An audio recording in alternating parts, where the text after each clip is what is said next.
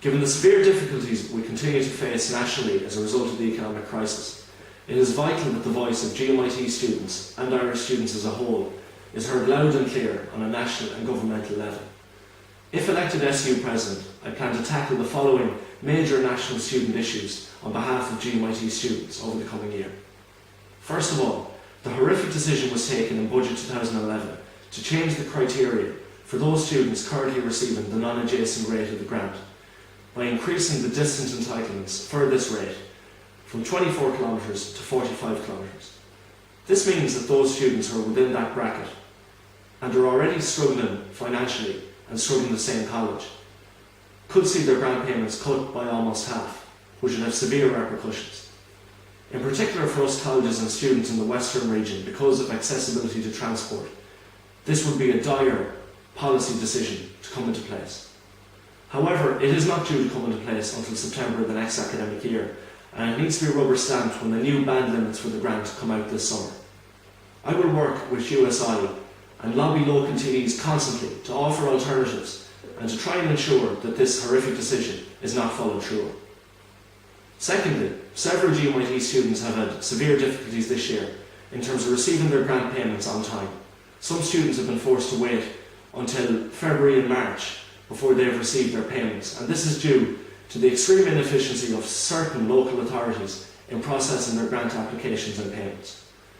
I will lobby these local authorities extensively and bring them to account for their failures.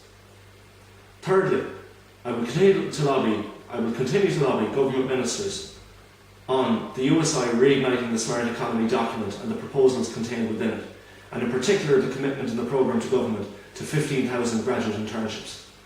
I will also lobby local businesses in the Galway and Western region to try and secure graduate internships for GMIT students going into the future. Fourthly, I will lobby Labour Party TDs throughout the year to ensure that they stick to the pledge which they signed before entering government, which stated that they would reduce the student services charge back down to its original level of €1,500, and that they would work against and actively campaign against any introduction of a graduate tax coming into the future. I will also lobby against any further cuts to the Student Assistance Fund. I will work with USI to try and bring about a national student card which would be of great benefit to both our members in GMIT and students across the country. Despite the immense difficulties we have faced on a national level this year, I feel I have represented the needs and concerns of GMIT students nationally to the absolute best of my ability this year as Vice President. First of all, the National March in November was an unprecedented success. Over 40,000 students from across the country turned out on the streets of Dublin on November the 3rd, making it the largest such student protest in over 40 years. Over 1,000 of these students were GMIT students from all campuses, giving us a great proportional representation at this march. The success of this played a large part in the government overturning its original plans to raise the student services charge to €3,000 and instead raise it to €2,000. Secondly, we conducted on-campus voter registration drives both before and after Christmas and the run-up to the general election, and between these we managed to get over 500 GMIT students registered to vote in the general election. On top of this, I set on the USI Task Force for Graduate Employment. This task force was left with the challenge of addressing the massive issues that surrounded the graduate employment crisis in this country. And through this task force, USI developed a policy document called Reigniting the Smart Economy.